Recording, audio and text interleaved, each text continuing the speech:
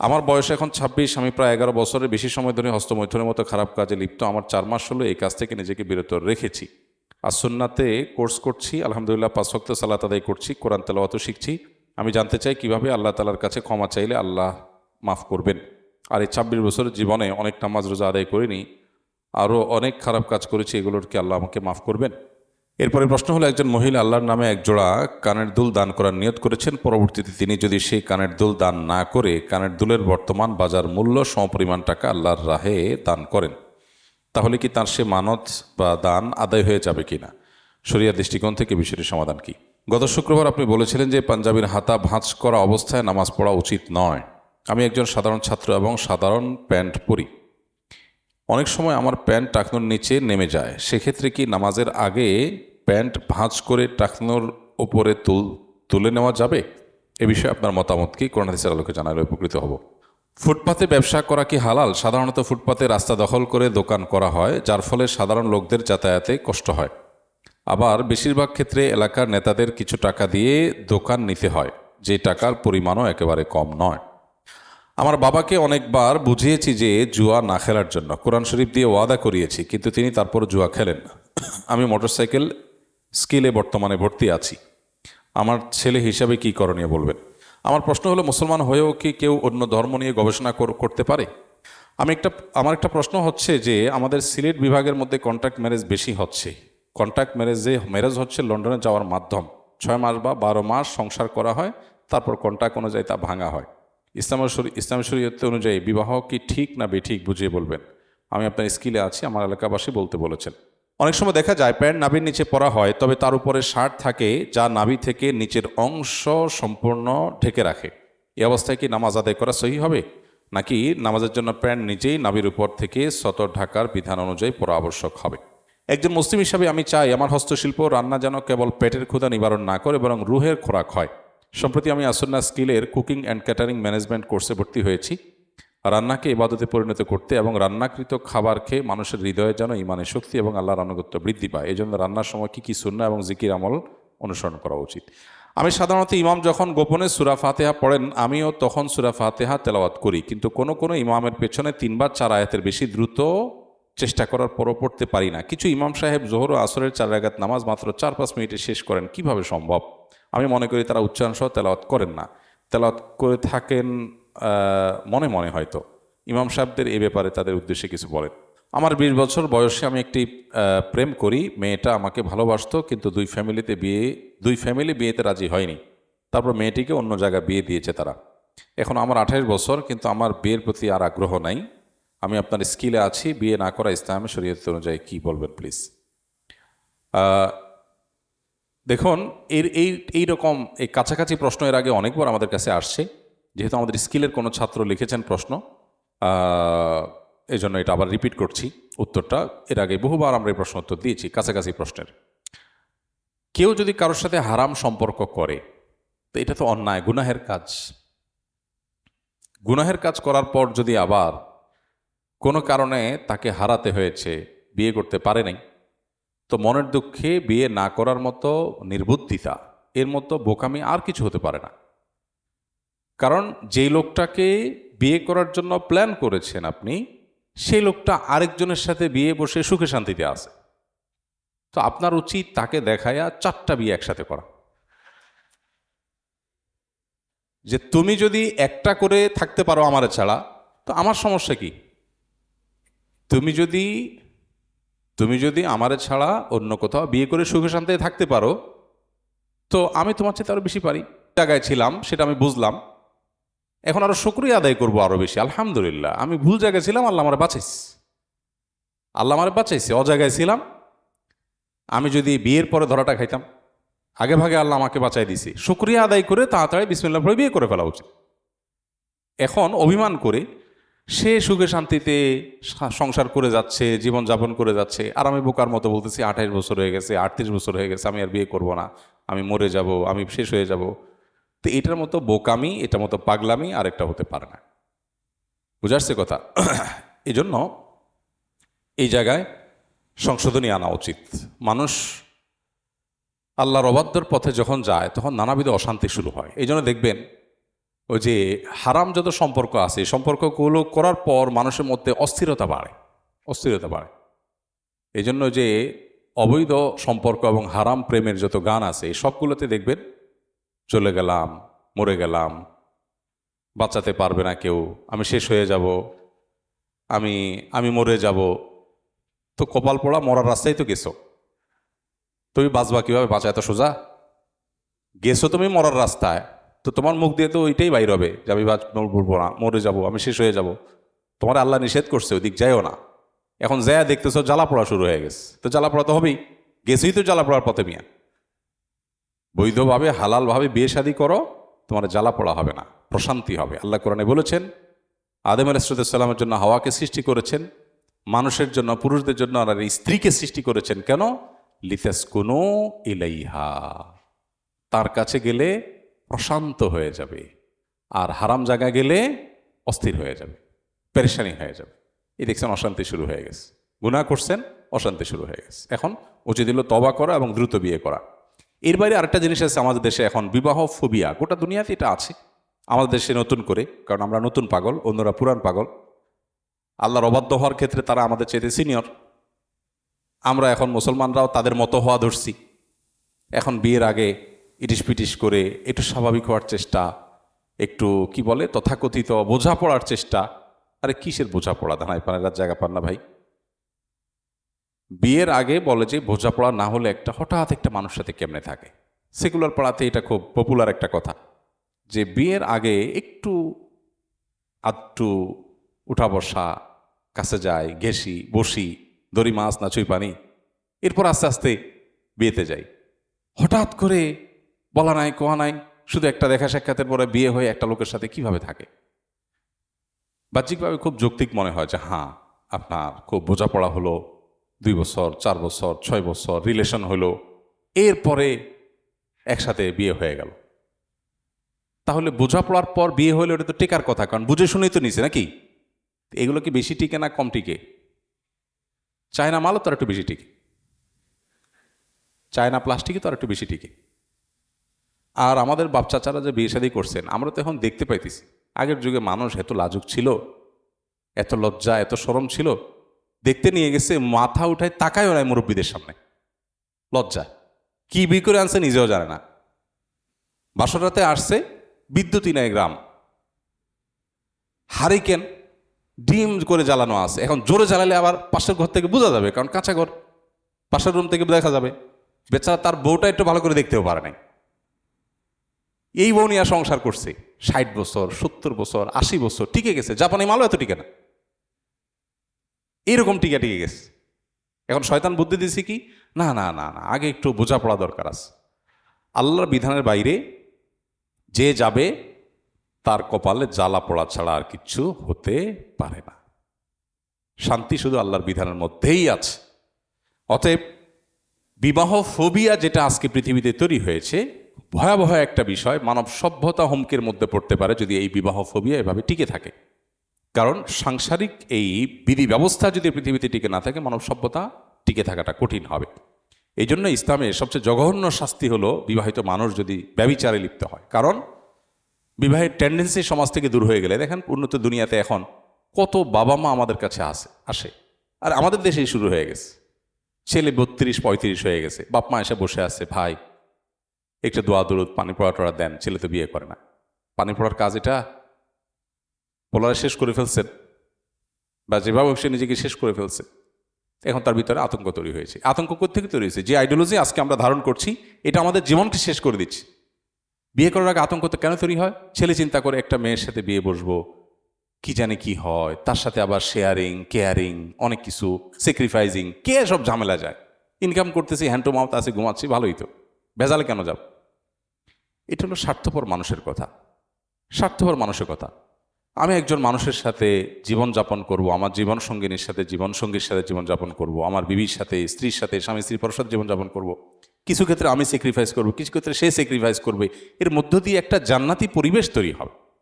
এই কপাল পোড়াদের সে বুঝ নাই, তাদেরকে এই সমাজ, বস্তুবাদী এই সমাজ তাদেরকে স্বার্থপর করে দিয়েছে, স্বার্থান্ধ।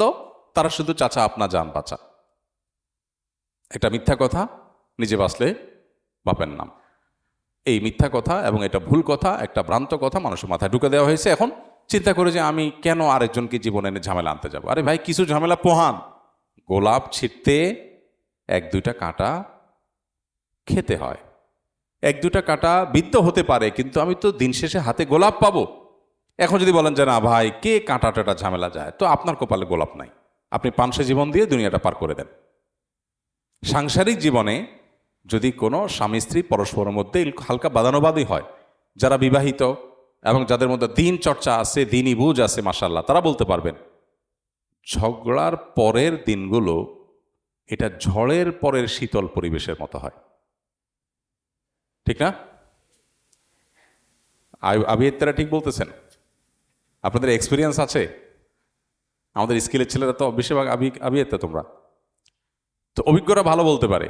বউয়ের সাথে ঝগড়াঝাটি, স্বামীর সাথে ঝগড়াঝাটি হলো, অভিমান হলো, মান হলো, একটু কথাবার্তা বন্ধ রইলো, একটু মুখ ফুলাফুলি চললো, এর পরের চিত্রটা হয় ঝড়ের পরে শীতল বাতাসের মতো। যখন বোঝাপড়া হয়ে যায়, মিটমাট হয়ে যায়, তখন সম্পর্ক আগেরটার চাইতে আরও স্ট্রং হয়। তো এই গোলাপের কাঁটা খাওয়ার মধ্যেও এক ধরনের স্বাদ আছে। পৃথিবীতে আপনি কোথায় যাবেন?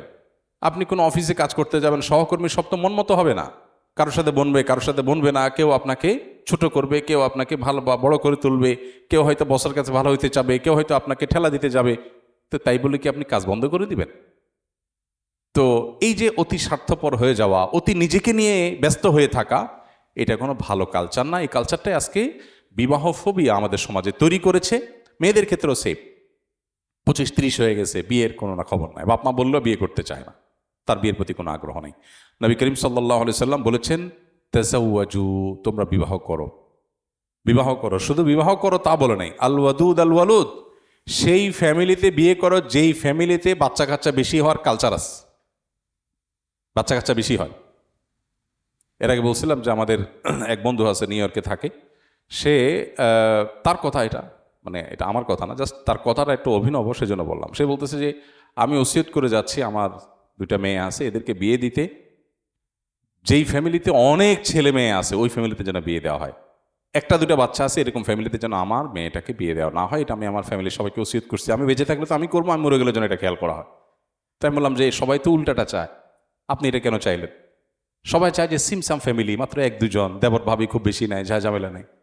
তো ভদ্রলোকের উত্তরটা হলো, উনি বলতেছে ভাই, কারোর আল্লাহ সন্তান দেয় না এই জন্য কম হয়েছে, তারটা এক্সেপশন, তারটা ভিন্ন। কিন্তু কেউ প্ল্যান করে সন্তান কম নিয়েছে, 1টা বা 2টা, 2টি সন্তান হলে যথেষ্ট না, কি জানি 2টির বেশি, 2 সন্তানের বেশি নয়, 1টা নিলে আর না নিলে আর ভালো হয়। দুনিয়ার মিথ্যা কথাগুলোর ভিতরে একটা হলো, সারা পৃথিবীতে মানে অত্যন্ত জনপ্রিয় মিথ্যা কথাগুলোর মধ্যে একটা হলো ছোট পরিবার, সুখী পরিবার। এর চেয়ে বড় মিথ্যা কথা আল্লাহ জমিনে খুব কম আছে। আহা, আপনি চিন্তা করেন জীবনের শেষ মুহূর্তে বার্ধক্যে আছেন, আপনি শুয়ে আছেন অসুস্থ বিছানায়, চারপাশে 5-6টা ছেলে মেয়ে, তাদের নাতিপুতি সহ 30-40 জন আপনাকে ঘিরে আছে। দৃশ্যটা কেমন হবে? আর আরেকটা দৃশ্য চিন্তা করুন তো, আপনি বিছানা শুয়ে আছেন বেডে, অসুস্থ হয়ে, বৃদ্ধ অবস্থায়, ছেলেটা কানাডা, মেয়েটা আমেরিকা, আছেই 2 পিস, 2 জন 2 দেশে, ভিডিও কলে বলতেছে আব্বু হাই। এটা দেখার পরে মানসিক অবস্থা কি হবে? ভাবসাব হবে, ঠিক আছে, মানুষে গল্প দিবেন যে ছেলেটা কানাডায় থাকে, মেয়েটা আমেরিকায় থাকে, ওয়াহ, শুনতে পশপশ লাগবে, ভেতর দিয়ে ত্রাস শুরু হয়ে যাবে। যার কষ্ট সে বুঝে।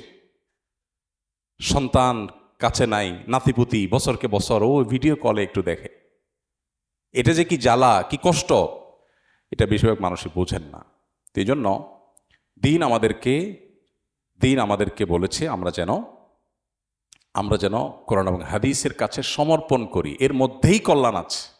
অতএব ওই ভদ্রলোক বলতেছিলেন যে যেই ফ্যামিলিতে বাচ্চা কাচ্চা অনেক কম, এবং তারা একটা হলো আল্লাহই কম দিছে, তারা চেষ্টা করছে, হয় নাই, সেটা ভিন্ন কথা, কিন্তু ইচ্ছাকৃত বাচ্চা কাচ্চা কম নিছে। তো এটা ওনার বক্তব্য, শুনতে একটু শ্রুতিকটু হতে পারে, আপনারা অন্যভাবে নেবেন না, আমার বক্তব্য না, বাস্ট কথাটা বিবেচনার যোগ্য। তিনি বলতেছেন যে তার মানে এই লোক ছোট লোক, এটা বেশি বড় কথা হয়ে গেছে। আমি তার কথার সাথে পুরোপুরি সাধারণভাবে বলার সাথে একমত না, বাট আমি বলি কথাটা, যে সে বলছে লোকটা, কারণ হলো যে আল্লাহর রিজিকের ব্যাপারে তার বিশ্বাস নাই, ভরসা নাই, সে চিন্তা করে যে সন্তান বেশি হলে ঝামেলা। আর সবচেয়ে বড় কথা হলো যে, এটাও ওই ভদ্রলোকের বক্তব্য, যে ফ্যামিলিতে অনেক ভাই বোন থাকে সেখানে দেখা যায় বাবা একটা আইসক্রিম আনছে, একজনের 2 চুষণ খায়, আরেকজনকে দেয়, আরেকজন 2 আরেকজন, বা একটা কিছু আনছে ভেঙে চড়ে শেয়ারিং শিখে, আর আসেই 2টা বা আসেই একটা, ও স্বার্থপর টাইপের হয়, কারণ ওই ফ্যামিলিতে ওইভাবে গড়ে তোলা হয়। বাকি এটা ইন্ডিভিজুয়াল প্রত্যেক ব্যক্তির ক্ষেত্রে খাটবে না। এমনও হতে পারে, উল্টাও হতে পারে, যে একটা ফ্যামিলি অনেক বড় ফ্যামিলি স্বার্থপর, আবার অনেক ছোটো ফ্যামিলি অনেক ভালো মানুষ হতে পারে। বাট ইন জেনারেলি এটা আসলে আল্লাহর রাজ্জাক এই গুণবাচক নামের প্রতি বিশ্বাস এর দুর্বলতা থেকে অনেক সময় হয়, এটা হওয়া উচিত না। যাই হোক, তো এই জন্য আমাদের বিবাহের প্রতি আতঙ্ক, তারপরে আপনার সাংসারিক জীবনের প্রতি আতঙ্ক, এগুলো শয়তান সৃষ্টি করে, এগুলোকে জয় করতে হবে। এবং এটার মূল কারণ হলো এই যে পশ্চিমা বিভিন্ন দর্শন, এটার প্রভাব আমাদের জীবনকে শেষ করে দিয়েছে। আমার একটা প্রশ্ন হচ্ছে যে, আমাদের সিলেট বিভাগের মধ্যে কন্ট্রাক্ট ম্যারেজ বেশি হচ্ছে। কন্ট্রাক্ট ম্যারেজ হচ্ছে লন্ডনে যাওয়ার মাধ্যম, 6 মাস বা 12 মাস সংসার করা হয়, তারপর কন্ট্রাক্ট অনুযায়ী তা ভাঙা হয়। ইসলাম শরীয়ত অনুযায়ী বিবাহ কি ঠিক না বেঠিক বুঝিয়ে বলবেন। আমি আপনার স্কিলে আছি, আমার এলাকাবাসী বলতে বলেছেন। ভাই, সিলেট এলাকার জনপ্রিয় গুনাহ এটা, কন্ট্রাক্ট ম্যারেজ। লন্ডনে যাওয়ার জন্য জামাইবো অভিনয় করে, আসলে জামাইবো না, কাগজে কলমে জামাইবো। ওখানে যাওয়ার পরে সবাই যার যার রাস্তা ধরে, শুধু বর্ডার ক্রস করা, ইমিগ্রেশন ক্রস করা পর্যন্ত এই তামাশা করা হয়। এটা বিবাহের নামে তামাশা এবং নাজায়েজ কাজ, সম্পূর্ণভাবে নাজায়েজ কাজ। শরীয়তের দৃষ্টিকোণ থেকে যদি প্রস্তাব, সম্মতি, 2 জন সাক্ষীর উপস্থিতি হয়ে যায়, তাহলে বিয়ে হয়ে যাবে। এরপরে স্বামী স্ত্রী হিসাবে সকল হক, সকল পাওনা পরস্পরের প্রতি এটা প্রযোজ্য হবে। এবং যদি এটাকে অভিনয় করা হয়, নাটক বানানো হয়, এমনও হতে পারে যে পরবর্তীতে বিয়ে কিন্তু ঠিকই রয়ে গেছে, নিয়মতান্ত্রিক ডিভোর্সও হয়নি, তাহলে সেক্ষেত্রে অন্যত্র বিয়ে ওই মেয়ে হলে মেয়ের জন্য করা জায়েজ নাই, আর পুরুষ হলে তার এই বিয়েটা বৈধ বিয়ে হিসেবে বিবেচিত হবে। তার স্ত্রীর অধিকার আদায় না করার কারণে সে আল্লাহর কাছে দায়ী থাকবে। আর যদি বলেন যে না, তালাক দিয়েই দিবে, তাহলে বিবাহের নামে এই তামাশা করা, কন্ট্রাক্ট ম্যারেজ করা স্পষ্ট গুনাহের কাজ এবং ভয়াবহ অপরাধ। এটা কোনো অবস্থাতে জায়েজ নয়। আমার বয়স এখন 26, আমি প্রায় 11 বছরের বেশি সময় ধরে হস্তমৈথুনের মতো খারাপ কাজে লিপ্ত। আমার 4 মাস হলো এই কাজ থেকে নিজেকে বিরত রেখেছি। আর সুন্নাতে কোর্স করছি, আলহামদুলিল্লাহ 5 ওয়াক্ত সালাত আদায় করছি, কোরআন তেলাওয়াতও শিখছি। আমি জানতে চাই কিভাবে আল্লাহ তাআলার কাছে ক্ষমা চাইলে আল্লাহ মাফ করবেন। আর এই 26 বছরের জীবনে অনেক নামাজ রোজা আদায় করিনি, আরও অনেক খারাপ কাজ করেছি, এগুলোর কি আল্লাহ আমাকে মাফ করবেন? আল্লাহ রাব্বুল আলামিন সবচেয়ে বেশি ভালোবাসেন বান্দার তওবাকে। ইন্নাল্লাহা ইউহিব্বুত তাওয়াবিন ওয়া ইউহিব্বুল মুতাতাহহিরিন। আল্লাহ তাআলা তওবাকারীদেরকে অনেক বেশি পছন্দ করেন। এই জন্য গুনাহ করার পর যদি কেউ ফিরে আসে এবং আল্লাহর ভয়ে আল্লাহর সামনে দাঁড়াবার লাজে লজ্জিত হয়ে যদি কেউ ফিরে আসে, আল্লাহ তাআলা তাকে ক্ষমা করেন। শুধু তা নয়, তার কোনো কোনো ক্ষেত্রে আল্লাহ তাআলার গুনাহকে সওয়াবে পরিণত করে দেন। তো এই জন্য আল্লাহর কাছে পরিপূর্ণ আস্থা থাকতে হবে। শয়তান আমাদেরকে নিরাশ করে দেয়, না এত গুনাহ করেছে। বিশেষ করে হস্তমৈথুনের এই অপরাধের একটা ভয়াবহ দিক হলো, এটা করতে করতে করতে একটা সময় তরুণদের, মানুষের মনে আল্লাহর প্রতি আপনার অবিশ্বাস কিংবা অনাস্থা এবং আল্লাহর ক্ষমাশীলতার প্রতি বিশ্বাসের দুর্বলতা, এগুলো তৈরি হয়। ফলে কি হয়, সে নিরাশ হয়ে যায়। নিরাশ হওয়ার পর অনেকে নাস্তিকের পথে পর্যন্ত পা বাড়ায়। এই জন্য শয়তান সেক্সুয়াল অপরাধ মানুষকে বেশি করাবার চেষ্টা করে, কারণ সে জানে এটা করতে করতে করতে একটা সময় সে বিতৃষ্ণ হয়ে যাবে, যে আল্লাহ নিষেধ করছেন দেখি তো আমি পারতেছি না, আমার জন্য ঝামেলা হচ্ছে। বিবেকে তাকে করাঘাত করবে যে তুমি হারাম কাজ করছো, আল্লাহ নিষেধ করেছেন সেরকম কাজ করছো। আবার অপরদিকে তার জৈবিক তাড়না সে কাজ করবে, একবার করবে, আবার তার বিবেকে করাঘাত করবে। বিবেকের সাথে তার এই কষাঘাত হতে হতে একটা পর্যায়ে নৈরাশ্য চলে আসে, বিরক্তি চলে আসে এবং সে বেঈমানির দিকে পর্যন্ত পা বাড়ায়। খুব ভয়াবহ একটা ব্যাপার। এই জন্য হস্তমৈথুন বা এই জাতীয় গুনাহ থেকে বেঁচে থাকার জন্য সর্বোচ্চ চেষ্টা করতে হবে, কারণ এটা শুধু গুনাহ না, এটা ঈমান হারা হওয়ার একটা রুট অনেক সময় হয়। এখন যিনি প্রশ্ন করেছেন আমাদের স্কিলের ছাত্র, 26 বছর বয়সে, আমি তাকে বলবো যে যেহেতু আপনি এটা ছেড়ে চলে আসছেন, এখন দৃঢ় বিশ্বাস রাখতে হবে আল্লাহ তাআলা আমাকে ক্ষমা করে দিয়েছেন, নাহলে আল্লাহ আমাকে তৌফিক দিয়েছেন কেন? আল্লাহ যে ছেড়ে আসার তৌফিক দিয়েছেন, এটাই প্রমাণ করে যে আল্লাহ মাফ করতে চান, আল্লাহ ভালোবাসেন আমাকে, সেজন্য আল্লাহ আমাকে ফেরত আসার সুযোগ দিয়েছেন। কত মানুষ ফেরত আসতে চায়, আসতে পারে না, বাট আমাকে আল্লাহ আসার তৌফিক দিয়েছেন, আল্লাহ আমাকে ভালোবাসেন। সো আল্লাহর ওয়াদার প্রতি সুধারণা থাকতে হবে। অতি ভয় এটা শয়তান সৃষ্টি করে। আল্লাহর ভয় ভালো, কিন্তু অতি আল্লাহর ভয় ভালো না। অতি আল্লাহর ভয়টা সৃষ্টি করে কিসে? শয়তানে। কারণ শয়তান অতি ভয় সৃষ্টি করলে মানুষকে নিরাশ করে দিবে, আশা ছেড়ে দিবে আল্লাহর রহমতের। তখন সে চিন্তা করবে, যা আমার তো আর মাফ হবেই না, তাইলে আমার লাভ কি এসব করে, আমি যা খুশি তা করি। তো এই জন্য আল্লাহর কাছে ফিরত আসার পর আল্লাহ মাফ করবেন, সেই সুধারণা রাখতে হবে। আর যে সমস্ত গুনাহগুলো করেছেন, এই গুনাহগুলো যদি বান্দার হক সংশ্লিষ্ট হয়, সেগুলো তাদের কাছে আদায় করে দিবেন। আর যদি কারোর হক নষ্ট করে থাকেন, আচরণগতভাবে ত্রুটি করে, তার কাছে মাপ চাইবেন। সুযোগ না থাকলে আল্লাহর কাছে মাপ চাইবেন, তাদের পক্ষ থেকে দান সাদাকা করবেন। ইনশাআল্লাহ বিদিল্লাহ তাতে যথেষ্ট হবে। নামাজ কালাম কাজা করে থাকলে সেগুলো আদায় করবেন। রমজান রোজা না রেখে থাকলে, ভেঙে থাকলে সেগুলো আদায় করবেন। আল্লাহর কাছে তওবা করবেন ইনশাআল্লাহ। আল্লাহ বলেছেন, লা তাকনাতু মির রাহমাতিল্লাহ ইন্নাল্লাহা ইয়াগফিরুয যুনুবা জামিআ। তোমরা আল্লাহর রহমত থেকে নিরাশ হইও না, আল্লাহ সকল গুনাহ মাফ করবেন, সকল গুনাহ মাফ করবেন। অনেকে বলে শিরকের গুনাহ মাফ হয় না। ভুল কথা। কে বলেছে শিরকের গুনাহ মাফ হয় না? সৃষ্টি জগতে এমন কোনো গুনাহ নাই যে গুনাহ মাফ হয় না। আল্লাহ বলেছেন, ইন্নাল্লাহা ইয়াগফিরুয যুনুবা জামিআ। সকল গুনাহ আল্লাহ তাআলা মাফ করেন। হ্যাঁ, শিরকের গুনাহ মাফ হবে না তখন যদি কেউ শিরকের অপরাধ নিয়ে দুনিয়া থেকে যায়, তখন তার মাফ হবে না। কিন্তু দুনিয়াতে কেউ শিরক করেছে, এরপরে যদি আল্লাহর কাছে মাফ চায়, তওবা করে ফিরে আসে, আর শিরকের দিকে না যায়, অবশ্যই আল্লাহ তাআলা মাফ করবেন। অর্থাৎ পৃথিবীতে এমন একটি গুনাহ নাই যেই গুনাহ ক্ষমার অযোগ্য। আমরা মানুষের প্রতি জেদ খেদ বেশি হইলে বলি যে ক্ষমার অযোগ্য অপরাধ করেছে, তাকে আমি কোনোদিন মাফ করব না। আল্লাহ এটা করেন না। আল্লাহ তাআলা সকল গুনাহের ক্ষমার দুয়ার সবসময় আল্লাহ তাআলা ওপেন রাখেন। হ্যাঁ, একেবারে মৃত্যুর দ্বার প্রান্তে উপনীত, তখন আর আল্লাহ তাআলা মাফ করেন না। তার আগ পর্যন্ত আমাদের যাদের নাকের ডগা নিঃশ্বাস আছে, সুস্থ স্বাভাবিক আছে, আমরা যদি এখনও সিদ্ধান্ত পরিবর্তন করি যে আমি আল্লাহর নাফরমানি থেকে আল্লাহর গোলামির পথে আসব, আল্লাহ সুখময় স্বাচ্ছন্দ্যময় জীবন দিবেন, উপভোগ্য একটা লাইফ দিবেন, আর পূর্বের সমস্ত গুনাহ আল্লাহ তাআলা মাফ করবেন। পৃথিবীর মানুষের সাথে মহান সৃষ্টিকর্তা আল্লাহর সিস্টেমের পার্থক্য এখানে যে আল্লাহর সিস্টেমে ক্ষমার দুয়ার সবসময় খোলা থাকে, আর মানুষ সাধারণত ক্ষমা করতে চায় না। বিধায় আপনি আল্লাহর কাছে পরিপূর্ণ আত্মবিশ্বাস নিয়ে ইবাদত করবেন যে আল্লাহ আপনাকে ক্ষমা করেছেন, ক্ষমা করছেন বা করবেন বলেই আল্লাহ আপনাকে তওবা করার তৌফিক দিয়েছেন। আল্লাহর প্রতি হোসনে জন বলে, এটাকে হোসনে জন বলা হয়। হ্যাঁ, নবী করিম সাল্লাল্লাহু আলাইহি ওয়াসাল্লামের নির্দেশ আছে যে তোমরা আল্লাহর প্রতি সুধারণা পোষণ করবে।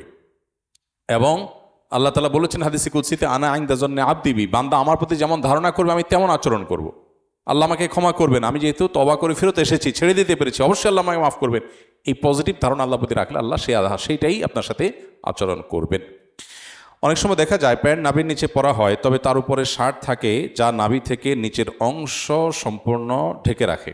এই অবস্থায় কি নামাজ আদায় করা সহি হবে, নাকি নামাজের জন্য প্যান্ট নিচেই নাভির উপর থেকে সতর ঢাকার বিধান অনুযায়ী পরা আবশ্যক হবে?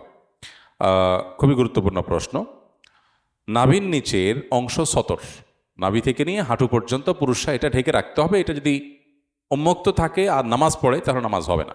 আমাদের অনেক বন্ধুরা আছেন যারা প্যান্ট পরে নামাজ পড়েন, দেখা যায় প্যান্ট বা ট্রাউজার এটা পরে নামাজ পড়ছেন, আর তাদের যে গেঞ্জি বা শার্ট, আজকাল এগুলো অনেক শর্ট করে তৈরি করা হয়। তো বেশি শর্ট হওয়ার কারণে যখন তিনি রুকুতে চলে যান, তো কোমরের অংশটা প্যান্টের ওইটা টান খেয়ে একটু নিচে চলে আসে, আর গেঞ্জির অংশটা রুকুতে চলে গেলে টান খেয়ে একটু উপরে উঠে যায়, মাঝখানে গ্যাপ হয়ে যায়। তো নাভির নিচের অংশের কোনো জায়গায়, সেটা সামনে হোক আর পিঠের দিকে হোক, যে কোনো জায়গায় হোক না কেন, এটা যদি প্রদর্শিত হয় তাহলে সেক্ষেত্রে পুরো রুকু ধরে এরকম প্রদর্শিত আছে, তার নামাজ হবে না, এ নামাজ আবার পড়তে হবে। কারণ নামাজের মধ্যে এই সতর ঢাকাটা ফরজ তরক হয়ে গেছে, বিদায় নামাজ আবার আদায় করতে হবে। সেজন্য আমাদের খুব সাবধান থাকতে হবে। কিন্তু যিনি প্রশ্ন করেছেন তার প্রশ্নের উত্তর হলো যে এটাতে কোনো অসুবিধা নেই, যে আপনার প্যান্ট নাভির নিচে, কিন্তু তার উপরে শার্ট আছে, পাঞ্জাবি আছে, জামা আছে, কোনো কিছু দিয়ে ঢাকলেই হলো। প্যান্ট দিয়েই ঢাকতে হবে, নট নেসেসারি। আপনি চাদর দিয়ে ঢাকলেন, ঢাকা থাকলেই হলো। সো আপনার কোনো অসুবিধা নাই যদি আপনার প্যান্ট নিচে নেমেও যায়, তার উপরে যদি কাপড় থাকে। এরপরে প্রশ্ন হলো, একজন মহিলা আল্লাহর নামে এক জোড়া কানের দুল দান করার নিয়ত করেছেন, পরবর্তীতে তিনি যদি সেই কানের দুল দান না করে কানের দুলের বর্তমান বাজার মূল্য সমপরিমাণ টাকা আল্লাহর রাহে দান করেন, তাহলে কি তার সে মানত বা দান আদায় হয়ে যাবে কিনা? শরিয়া দৃষ্টিকোণ থেকে বিষয়টির সমাধান কি? মানত এবং দানের মধ্যে পার্থক্য আছে। কেউ নিয়ত করলো যে আমি এই কাজটি করব, এতে মানত হয় না, এটাতে নিয়ত হয়। ধরা যাক কেউ বলল যে আমি মসজিদে এত টাকা দান করব, গরিব দুঃখীদেরকে এই জিনিসটা দিব, বা আমার অমুক কানের দুলটা আমি আল্লাহ রাস্তা দান করে দিব। তো এটা নিয়ত, এটা মানত না। কোনো কারণে এই নিয়ত যদি পরিবর্তন করতে হয় সেটা করা জায়েজ আছে, এর কারণে কোনো গুনাহ হবে না।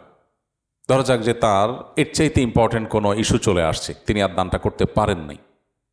যদি ওজর থাকে তাহলে তিনি এটা চেঞ্জ করলে গুনাহ হবে না। কিন্তু দুনিয়ার মোহ থেকে নিয়ত করেছেন ভালো কাজের, কিন্তু পরে আবার সম্পদের মোহ তৈরি হয়েছে, মায়া তৈরি হয়েছে, সেখান থেকে তিনি সিদ্ধান্ত পরিবর্তন করেছেন, সেটা ঘৃণিত এবং জঘন্য বিষয়। কিন্তু এর কারণে তিনি গুনাহগার হয়েছেন বলা যাবে না, কারণ তিনি আসলে কারোর সাথে ওয়াদাবদ্ধ হন না। হ্যাঁ, কোনো কোনো নিয়ত ওয়াদাবদ্ধের সামিল। আপনি কোনো দিনী প্রতিষ্ঠানে দিবেন, নিয়ত করেছেন, তাদেরকে বলেছেন, তারা লিখেছে, তাদের একটা এস্টিমেটেড বাজেট তারা ঠিক করেছে, এরপরে আপনি শুধুই খেয়াল খুশি মতো সম্পদের মোহ মায়া থেকে আপনি সরে আসলেন ওখান থেকে, তো সেটা তো প্রতিশ্রুতি ভঙ্গের সামিল হতে পারে। এমনিতে মনে মনে নিয়ত করেছেন, কাউকে কিছু বলেন নাই, বা এটা কোনো প্রতিশ্রুতির বিষয় না, আপনার এটা ডিপেন্ড করে, এটার উপর নির্ভর করে কারোর কোনো প্রজেক্ট সে ঠিক করে নাই, তাহলে সেক্ষেত্রে আপনার মনের নিয়ত পরিবর্তন হতে পারে, এর জন্য কোনো গুনাহ হবে না। বিশেষ করে যদি কানের দুল দেওয়া নিয়ত করেছেন, এটা না দিয়ে ওটার বাজার মূল্য দান করেন, তাতে কোনো অসুবিধা নেই, ওটা আদায় হয়ে যাবে। মানত যদি হয় সেটা ভিন্ন বিষয়। মানত কাকে বলে? মানত মানে হলো কোনো বিষয়ে আমার শর্ত সাপেক্ষে দানের নিয়ত করলাম, এটাকে বলা হয় মানত। শর্ত সাপেক্ষ দান কীরকম? আমার অমুক কাজটা হলে অমুক দানটা করব, অমুক কাজটা হলে অমুক ভালো কাজ করব, শর্ত সাপেক্ষ মানত বা ভালো কাজ, এটাই মানত। আমার ছেলেটা যদি ভালো রেজাল্ট করে, এই রেজাল্টটা করলে আমি এই কাজটা করব। এটা মানতের শর্ত যদি পূরণ হয়, সঠিকভাবে মানত হয়ে থাকে, তখন এটা পুরা করা ওয়াজিব হয়ে যায়। হ্যাঁ, কেউ ভুল কোনো মানত করলে তখন সেটা পুরা করা ওয়াজিব না। নবী করিম সাল্লাল্লাহু আলাইহি ওয়াসাল্লাম বলেছেন, মান নাযারা আন ইয়াসি আল্লাহ ফালা ইয়াসিহ। কেউ যদি ভুল কোনো মানত করে, কোনো গুনাহের কাজের মানত করে, সেটা করতে হবে না। এখন যিনি কানের দুল দান করার নিয়ত করেছেন, মনে মনে নিজে নিয়ত করেছেন, অথবা নিজস্ব বলয়ে বলেছেন, এর সাথে কারোর সাথে ওয়াদা প্রমিসের কোনো সম্পর্ক নাই, পরবর্তীতে তিনি দুল দান না করে তার টাকা দান করেছেন, তাতে কোনো অসুবিধা নেই, আল্লাহর কাছে সওয়াব পাওয়া যাবে এবং কোনো গুনাহ হবে না, কারণ তিনি এটা কোনো মানত করেননি। আর যদি মানত হয় অথবা কারোর সাথে প্রমিস হয়, সেটার হিসাব ভিন্ন হবে এবং সেটার ইস্যুটা ভিন্ন ইস্যুতে দাঁড়াবে। গত শুক্রবার আপনি বলেছিলেন যে পাঞ্জাবির হাতা ভাঁজ করা অবস্থায় নামাজ পড়া উচিত নয়। আমি একজন সাধারণ ছাত্র এবং সাধারণ প্যান্ট পরি। অনেক সময় আমার প্যান্ট টাকনোর নিচে নেমে যায়, সেক্ষেত্রে কি নামাজের আগে প্যান্ট ভাঁজ করে টাকনোর ওপরে তুলে নেওয়া যাবে? এ বিষয়ে আপনার মতামত কি? কোরআন হাদিসের আলোকে জানালে উপকৃত হব। নবী করিম সাল্লাল্লাহু আলাইহি সাল্লামের একটা হাদিস আমরা বলেছিলাম গতদিন, সেখানে নবী আলাইহিস সালাম পরিষ্কারভাবে নিষেধ করেছেন আইয়া কুফা সাওবাহু ওয়া শা'রাহ, মুসল্লি যেন তার কাপড় এবং চুল ভাঁজ না করে রাখে নামাজে।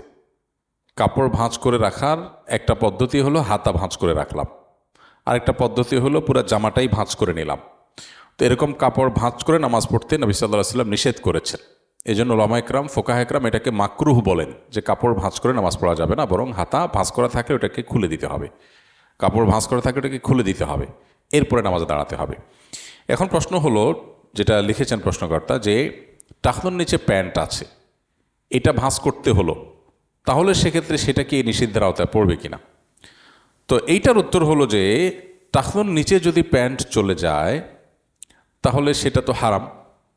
কারোর যদি প্যান্ট এমন হয় যে আসলে এইটার ছোট করার সুযোগ তিনি পান নাই, অথবা ছোট করার মতো ব্যবস্থা তার নাই, অথচ সেটা টাকনোর নিচে চলে যাচ্ছে, তাহলে তো হারাম হচ্ছে। তাহলে এইটাকে তিনি ভাঁজ করে নামাজ পড়তে পারবেন কিনা? উত্তর হলো, এইটাকে তিনি ভাঁজ করে রাখতে পারবেন এবং এই অবস্থায় নামাজ পড়তে পারবেন, কারণ তিনি এটা হারাম থেকে বাঁচার জন্য করছেন। হারাম থেকে বাঁচার জন্য করছেন। হাতা ভাঁজ করা আর জামা ভাঁজ করা আর প্যান্টের নিচে চলে যাওয়া, টাকনোর নিচে চলে যাওয়া প্যান্ট, সেটা ভাঁজ করা দুটো এক জিনিস না। ফলে ওইটা জায়েজ আছে, কিন্তু ওইটা আবার শুধু নামাজের সময় ভাঁজ করে রাখাটা ভুল। আবু দাউদে বর্ণিত একটি জয়ীফ হাদিসের ভিত্তিতে অনেকে নামাজের সময় শুধু ভাঁজ করেন। হাদিসটি হলো যে মুসবিল ইজার বা টাকনোর নিচে প্যান্ট যারা পরে তাদের নামাজ কবুল হয় না, এই মর্মে একটা হাদিস আছে। হাদিসটি সনদ দুর্বল। অর্থাৎ এই ইসবাল বা টাকনোর নিচে পুরুষদের জন্য প্যান্ট পাজামা ইত্যাদি পরার বিষয়টা, এটা নামাজের জন্য শুধু খাস নয়, সব সময়ের জন্য খাস, সব সময়ের জন্য ব্যাপক এবং আম। সো কেউ যদি শুধু নামাজের জন্য ভাঁজ করে তাহলে ওই টাইমটা তিনি হারাম থেকে বাঁচলেন, এরপর আবার তিনি হারামে ডুবে গেলেন। এটা অবশ্যই নিন্দনীয় কাজ। বরং পার্মানেন্টলি তার প্যান্ট ছোট করে ফেলতে হবে, আর ছোট করতে না পারলে, সময় সুযোগ না পেলে তিনি ভাঁজ করে রাখলে সেটি জায়েজ হবে, যতক্ষণ পর্যন্ত সুযোগ না আসছে ততক্ষণ। কিন্তু ভাঁজ করে পার্মানেন্টলি এভাবে রেখে দেওয়ার চাইতে কেটে ছোট করে ফেলাই উচিত যত দ্রুত সম্ভব। অতএব প্যান্ট ভাঁজ করার বিষয়টা ভিন্ন বিষয়। সৌদি আরবের সর্বোচ্চ ওলামা পরিষদের একটা ফতোয়াও আছে, তারাও এটাকে জায়েজ বলেছেন যে প্যান্ট ভাঁজ করার বিষয়টা হলো টাকনুর নিচে পুরুষদের জন্য প্যান্ট পাজামা পরা হারাম, সেটা থেকে বাঁচার জন্য। অতএব সেইটুকু জায়েজ আছে, কিন্তু এটাও পার্মানেন্ট সলিউশনে যাওয়া দরকার প্যান্ট ছোটো করার মাধ্যমে। হারাম টাকা না খেয়ে অন্য কাজে ব্যবহার করে অনেকে অনেকে বলে যে আমি তো আর খাচ্ছি না, অন্য কাজে ব্যবহার করছি। হারাম খাওয়া নিষেধ, এর মানে চাবায়া চাবায়া মুখ দিয়ে খাওয়া না। এর মানে হলো এটার উপকার ভোগ করা, যে কোনোভাবে ভোগ করলেই সেটা খাওয়ার অন্তর্ভুক্ত। খাওয়া বলতে এখানে আক্ষরিক অর্থে খাওয়া নয়।